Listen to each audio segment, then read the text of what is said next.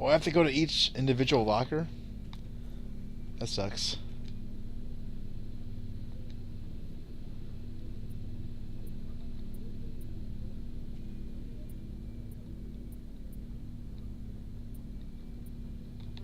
Wait, one second. What am I equipped with? Pistol-wise? Okay. Hey, we're not doing command right now. Commander? How are we doing? What's your opinion on the last mission? Kinda wish you got there sooner, Commander. No offense, I appreciate the rescue. I just wish...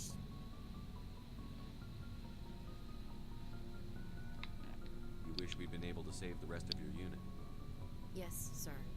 If I had been more alert, we wouldn't have been cut down by an ambush.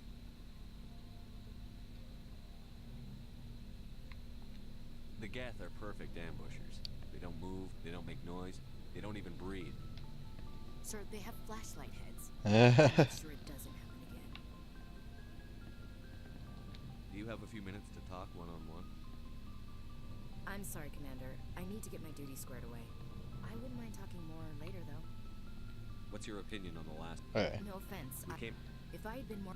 Our training... I'll make sure it doesn't happen again. Dismissed, Chief. Sir. Hopefully that didn't mess with any of my responses, but I was like, okay, we heard everything. Just want to get through it. Garrett, I saw, what was, okay, the Mako.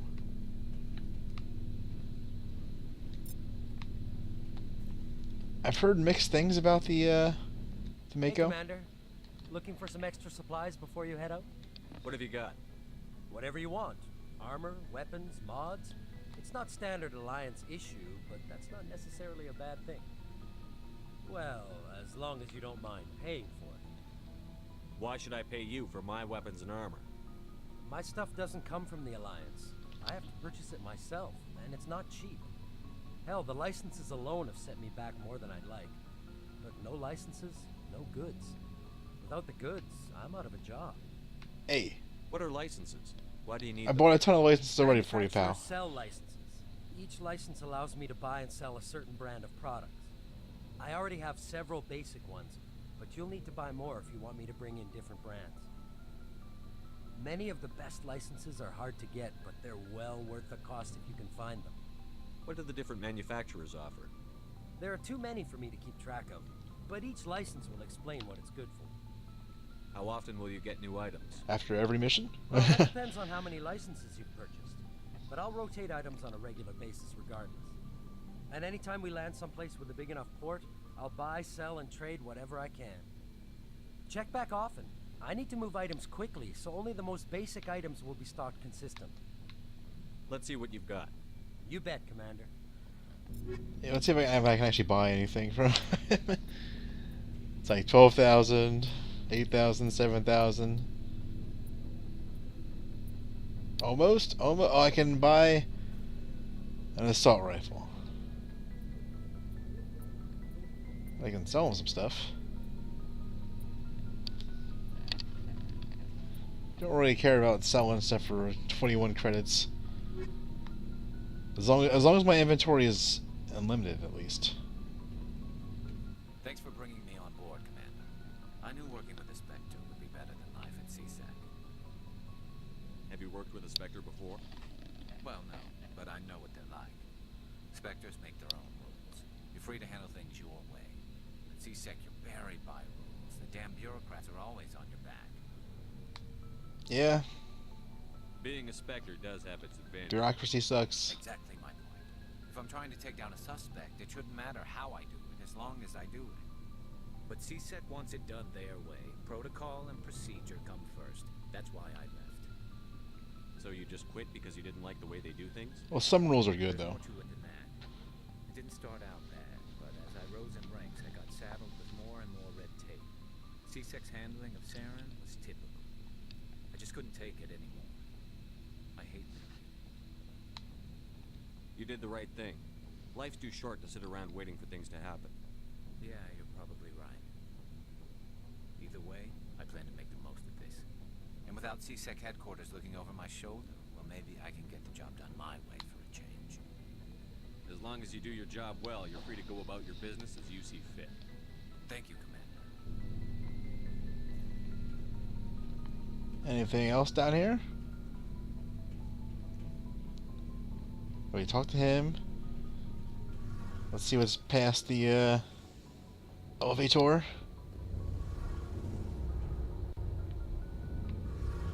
The field integrity monitor. Give me that experience. Let's talk to Engineer Adams first. You know that Quarian, Tally? She's been spending all her time down here asking me about our engines. I'll tell her to leave you alone. What? No, she's amazing. I wish my guys were half as smart as she is. Give her a month on board and she'll know more about our engines than I do. She's got a real knack for technology, that one. Like, maybe you shouldn't admit that to your boss. I figured she'd be a real asset to the team. You've got an eye for Tally, Commander, but I'm guessing that's not why you came down here. Fill me in on the IES stealth systems. How does it work exactly? You can't hide a ship out in space. They emit too much heat and radiation. Too easy for sensors to pick them up, unless you find a way to capture those emissions. So our stealth systems trap the energy we give off in storage sinks built into the ship itself. No emissions to give away our location. Eventually the sinks have to be vented. More than a few hours silent running and they overheat. Cook us inside our own hull. So we capture our own exhaust and There's then no way vent for it anyone later. to detect us? Interesting. A visual scan can still pick us up. Anyone looking out a window can see us plain as day. But you have to be pretty close to get an actual visual out in space. Most vessels rely on scanners. As long as the stealth systems are engaged, they can't see us. Not unless we accelerate to FTL speeds. Why not just give us a complete black coating? Because then like space is just blackness. Like if you're black, you can't see you. Why doesn't it work with faster than light travel? Cranking up the FTL, blue shifts our emissions, pushes them into frequencies too high to capture in the sinks. As soon as we make the jump, it's like setting off a flare.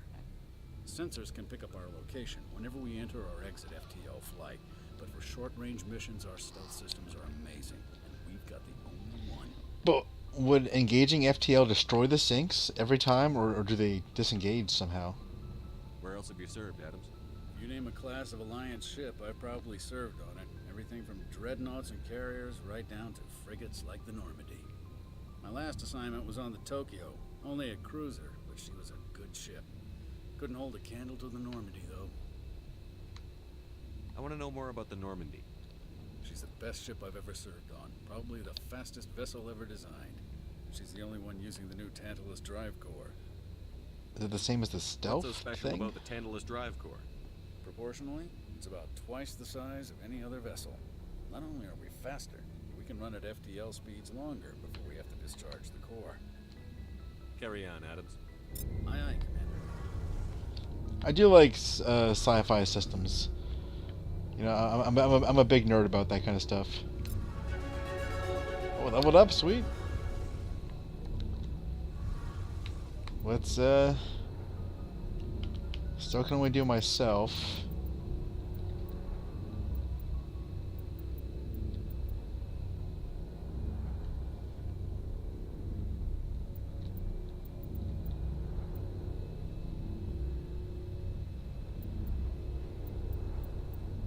Wow, medium armor is so far away.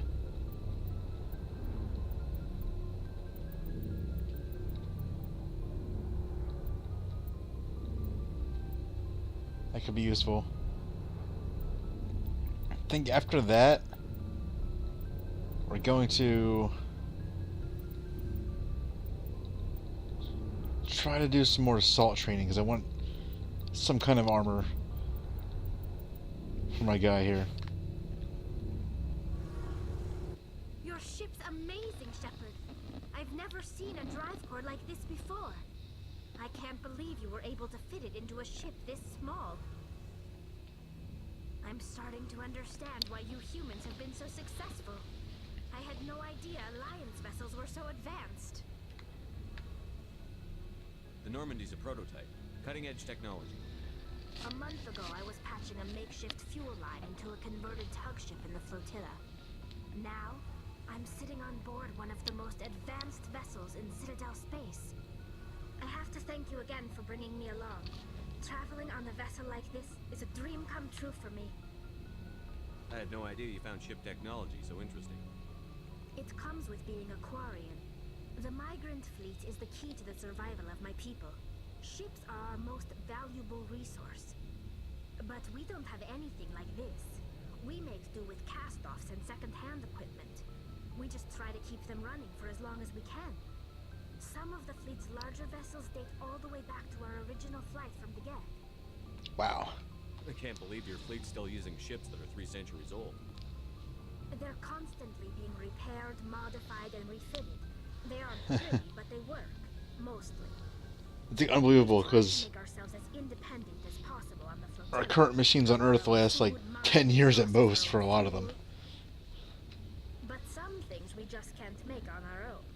A patch to maintain the hull integrity requires raw materials. I guess vehicles have always lasted longer. That's why our pilgrimages are so important. Tell me about your people. Our lives aren't easy. Resources are scarce, and we are constantly on the move. Everything we do must in some way contribute to the continuation of the migrant fleet. There are 17 million Quarians in the flotilla, and each of us relies on the others for survival. The bonds among my people are strong. Unfortunately, we have had to surrender many of the freedoms and civil liberties other species take for granted.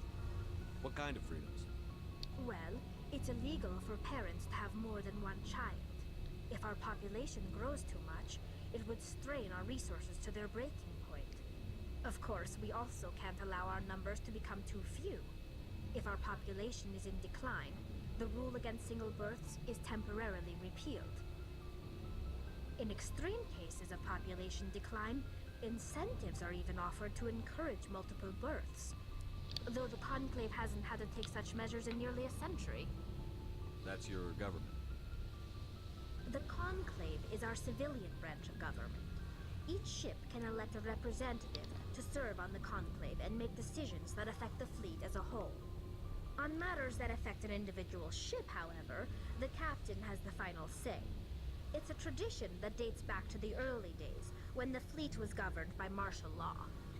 Fortunately, most captains nowadays are smart enough to have an elected council from their crew to give them advice and guidance. Now, would it be possible to just say, like, for Talia to get her own ship and be like, hey, I'm the solo person of the ship, put me on the Conclave? So the ultimate I don't power know. rests with elected officials. In practice, the Conclave and the respective council for each ship tend to set the rules that govern our daily lives. But in theory, we are still under military jurisdiction.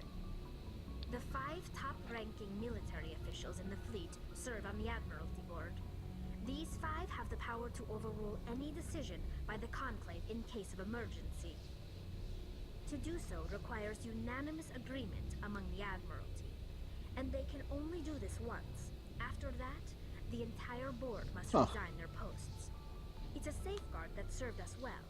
In nearly 3 centuries, the Admiralty Board has only overruled the Conclave 4 times. It's interesting. I want to know more about the Geth. I doubt I can tell you anything you don't already know.